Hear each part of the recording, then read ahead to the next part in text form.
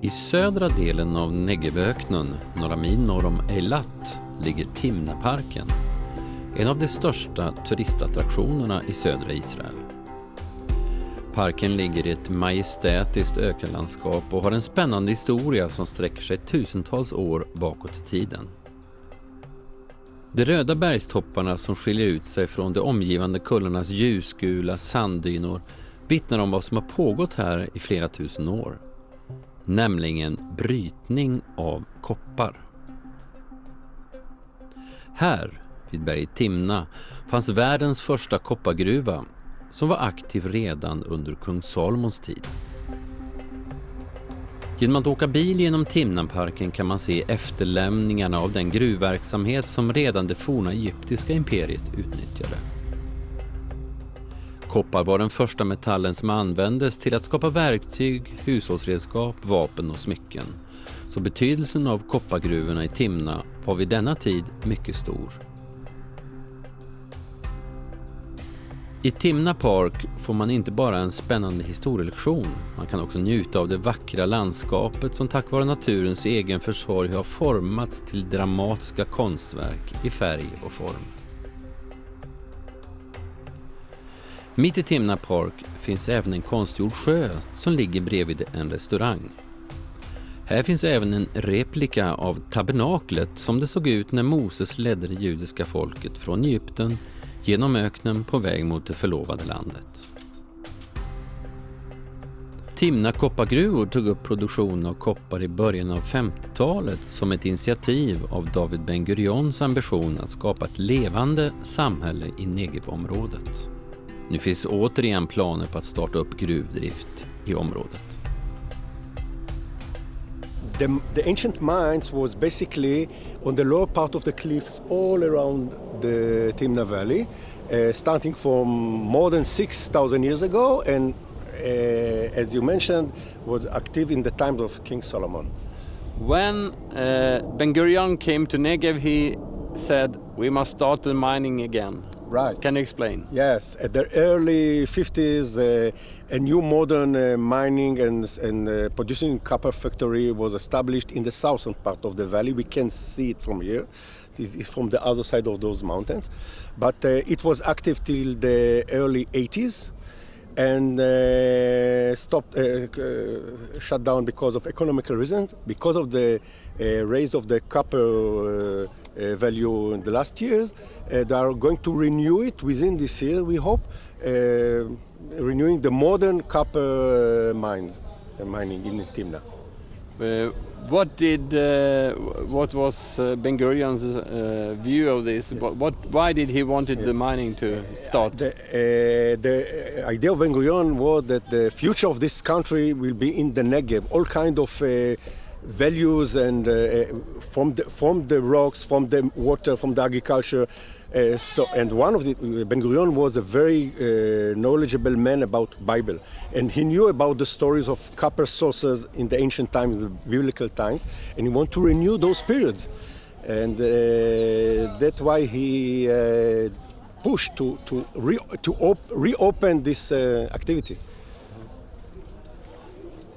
That during the last years, an archaeological expedition of the Tel Aviv University found a very big industrial site from the times of King Solomon, the 10th century BCE, an Edomite factory for mining and producing copper. And according to the Bible, we know that in that time of the 10th century of the Edomite were a vassal kingdom of King Salomon kingdom. So they raised taxes, maybe with copper ingots to King Solomon. And during the last seasons, those archaeological found a direct relation with the Central Park of Israel that tells us about caravans, donkeys caravans that took all kind of goods from Timna to the center of Israel, maybe Jerusalem, and back.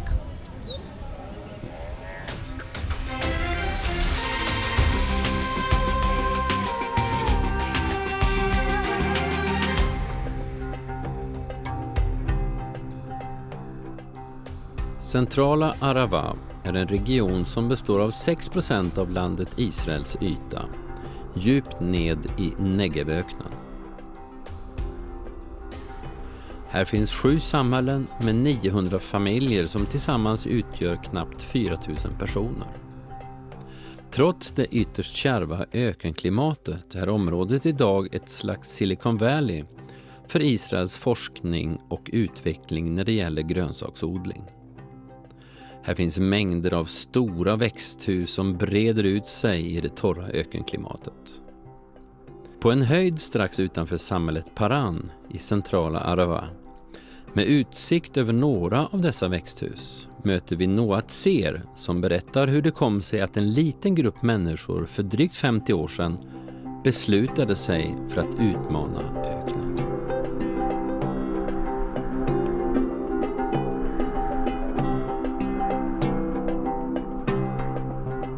When you look to your left, you can see one of the communities of the central Arava, which is Paran.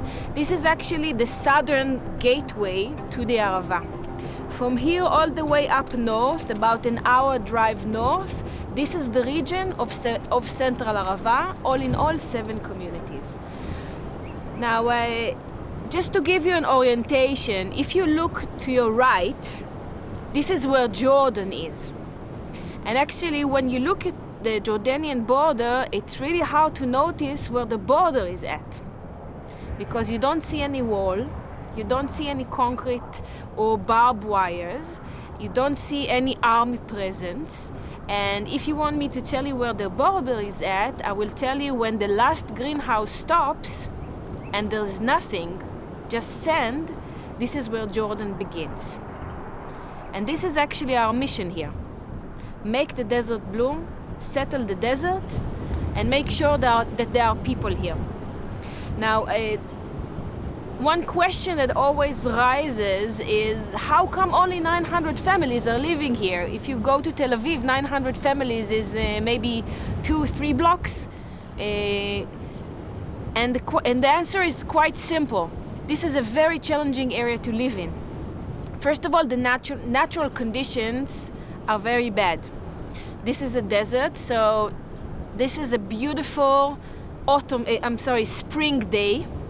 It's actually the beginning of the summer, but it's a very cold day in comparison to the spring that we usually have.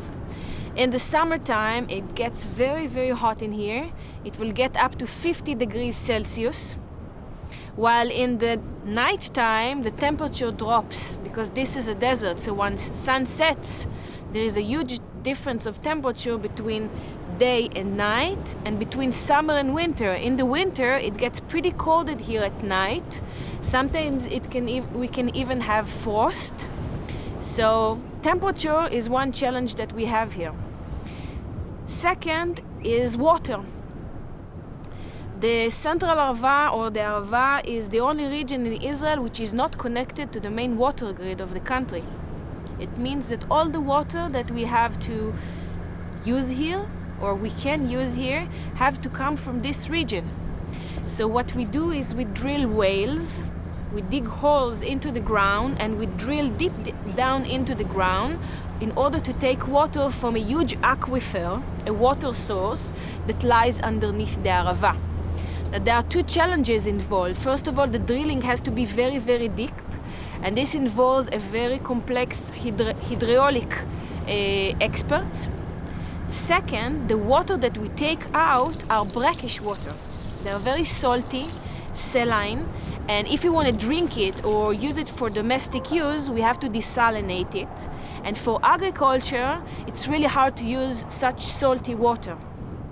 So it means that the quality and the quantity of water here is very challenging. Thirdly, as you've noticed yourselves, we're pretty isolated.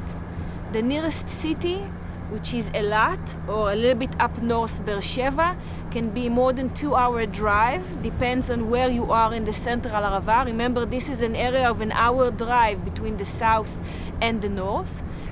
So we're very isolated. It means that all the services for the local population have to be provided within the community. Because to drive 2 hours one way just to see a doctor, it means that you have to skip a day of work or make a special effort just for a simple eye test or anything else. Even a haircut can be challenging if you need to drive 2 hours just to get your haircut or grocery shopping or any other services, not to mention education, welfare, and services that every community really needs. So services have to be provided within the community due to the isolation of the region. This is only some of the challenges that we have here. Another challenge is, of course, our proximity to the Jordanian border and the intangible border, meaning the unseen border, and the very delicate situation that goes on now in all the Middle East, and especially in Jordan. And the fact that we are living in the longest open border in Israel is something that we need to consider while living here. It has been a quiet border since 1994, where the peace treaty was signed, and both countries, both Israel and Jordan, have strong interest to keep the border safe, but it only takes one lunatic just to walk across the non-existing border and to decide to change the situation here in the Arava. And last but not least, the natural soil of the Arava, as you can see, is full of rocks. It's barren, it's barren, it doesn't hold any water, and it's really bad for agricultural use. So naturally, this region is the spearhead of Israel's agriculture and produces more than 60% of Israel's fresh vegetable export in an area which is considered by many an unfarmable region. Actually, when the first pioneers came here, there's a nice story about the pioneers and Ben Gurion. The first pioneers who came here in the late 50s have asked the permission of the Prime Minister to settle in the Arava because the land belonged then to the government and the Jewish agency. Keren Kayemet. And while Ben Gurion was all about settling the Negev, and the request of two pioneers to settle in the Arava desert and create a community was music to his ears, they told him that they want to pursue agriculture in this unfarmable region. So he gave them the permission to settle the land, but sent some experts to find out whether it's doable or not. And all the experts came back and said, "We're very sorry, Prime Minister, it's a noble cause, but it's not doable." So the story is that Ben Gurion called his secretary and told him, "Well, you better find me at least one person who will say that maybe it's possible, otherwise we look like fools.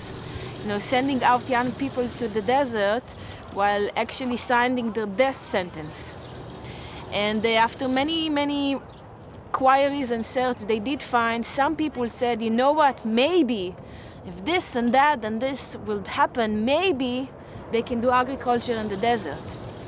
Now, one of the leading experts at our Research and Development Center here dedicated for agriculture, and one of the reasons we are able to do the agriculture that we do here, funded annually by both the Israeli government and Keren Kayemet, have told me a few years ago that the professor who taught her everything she knew about agriculture in Ben Gurion University in Beersheba retired a couple of years ago. And he wrote a memoir book, and he has invited her to his house to give her in person the memory book as one of his leading students. And while presenting the memory book to her, he told her, I need to apologize, my student. And she asked, what for? She was very shocked by his reaction. And he said, open the book. There is one chapter in the book dedicated to the farmers of the Arava. And the chapter starts with an apology. The professor wrote that he was one of the experts that Ben Gurions have sent to the Arava to find out whether agriculture in the Arava desert is even doable. And he is one of the many who came back and said it's not possible. And he said to Rivka, our researcher, I want to apologize, and I'm so proud of you because you are now teaching the farmers of the Arava how to farm.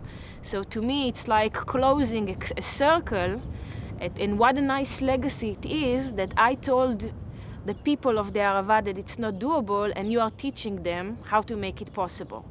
So it's a nice story that I think exemplified the spirit of the people here. And the people who came to Arava are very stubborn, and like most Israelis, they don't like to hear no as an answer. So while all the experts told them you can't do agriculture here, they decided that this is going to be the place where we can make the desert bloom. So they did that with a lot of knowledge, a lot of faith, and ingenuity.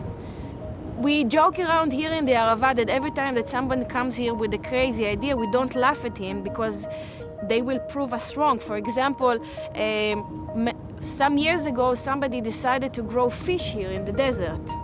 And everybody said, well, let's give it a try. And now 90% of Israel ornamental fish exports come from the desert because it's natural, right? It's so natural that we will grow fish here in the desert. Why not? So this is the land of impossible made possible, or as one of the founders of the visionaries of the land of Israel, Herzl, told us, if you will it, it is no dream. So this is the story. And we have decided to turn our disadvantages into advantages. For example, one of the things we utilize in agriculture here is the sun radiation. So it's very hot and the temperature fluctuates, and it's changeable weather. So we grow winter agriculture. When in Europe there is a shortage in the markets in fruits and vegetables, we have great sun radiation and mild winter. So we produce most of our products for export in the winter, and then go into the market in Europe, which is our main export destination, while there is a shortage in the market. This we can compensate for the high prices of growing vegetables here in the Arava. This is, for example, one disadvantage that we have turned into advantage. Another thing is that the salinity of the water here, if you balance it up to a point where from this point on you damage the crops, because salt is very bad for agriculture, but if you find the balance point and you apply enough salt on the plants without damaging it, salt will produce very sweet fruits and vegetables. Because salt is stress to a plant. So plants like our body, when we are stressed, we produce adrenaline or sugar because we need to fight or flight. It's the same with plants to ensure the survival of the next generation. So again, if you stress the plants in a scientific way without damaging them, you can get very sweet dates and you can increase the quality of your products. So for example, the dates that we grow here, and you can see them behind me, the date grove of this community, are considered to be premium A, first class in the world because of their sweetness and size. And a lot of it is due to the salinity level. By the way, we irrigate the dates with the brine of the desalinated water. So every drop of water here is being used. So again, it's a question of how you look at what you have in your disposal and you make the best use of the little resources that you have. Most of the agriculture that we grow here in the Arava are based on fresh vegetable. Whether it's tomatoes or eggplants or aubergines or other types of crops. Not every crop can grow here in the Arava because the conditions here are very, very difficult. And in order to grow here, you have to apply all kinds of scientific measures and a lot of research and development. But we also grow some fruits. You can see a lot of dates along the way, which is the main dominant fruit that we grow here in the area. Fits well with the desert conditions, but also grapes and watermelons and melons and mangoes and papayas and pineapples and different type of crops. Each time our research team is trying to add more crops, so we'll have a variety of crops to choose from. And each farmer will be able to find his own niche when it comes to what he grows in the land. You have to understand that in order to farm here in the Arava, you have to reclaim the land, bring soil from other places, process the land, because the natural land of the Arava is unfit for agriculture use. This is a massive project created by both Kakal and the Ministry of Agriculture, and the stones that you see here are actually dedications of the different countries that have contributed to this massive preparation of reclaiming the land before the farmers can come and build their farms on the land. We shouldn't take it for granted that you can take a piece of desert and turn it into a garden. Every green spot here is a man-made green spot or a woman-made green spot, because we have lots of women and men who participated in this operation of turning the desert into a... In this particular community, there are about 112 families. All are farming families. This is the community of Paran. By the way, Paran is mentioned in the Bible as one of the stops that the Israelites have made on their way from Egypt to Israel. When we read the Passover Haggadah last week, the story of Moses leading the people, Paran is mentioned in the Bible. So actually the mountains that you see over there are exactly the path of the Israelites' journey. So I like to tell people that when you look at the community and you look at the mountains, you can see the ancient and modern history of Israel combined together. But we have a local joke here that Moses was smart enough to keep on going all the way to Jerusalem, and we are stuck here. But I think he would be very proud to see what we've been able to accomplish here if he had been able to look now and see what we do. By the way, if you look at that oddly jagged shaped hill over there, do you see it?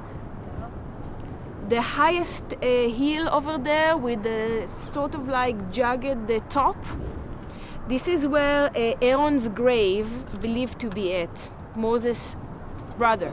And this is the direction of Petra, by the way. So Petra is hidden way behind those mountains. And all the hills that you see there, all the mountains are the Jordanian mountains. And actually it's really nice to see the buffer zone between Israel and Jordan, because if you look beyond the greenhouses, there is a narrow piece of land which is smoother and straighter before the bushy land starts. And this is actually the buffer zone between Jordan and Israel.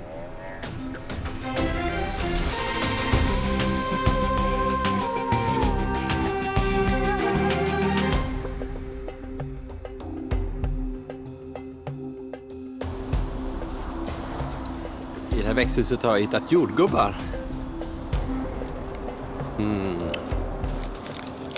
Och physalis.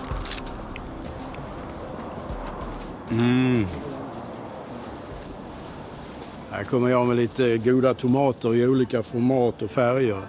Fantastiskt goda. Vi ser hur den här smakar. Jättegott. Riktigt tomatsmak. Okej, alltså, där brukar alltid lura i mig något som är fel. Sist så trodde jag spiste paprika och då var det sån chilipepper, så jag är lite grann, jag är lite orolig. Nej, den här gången var det lurt. Det var en riktigt söt paprika.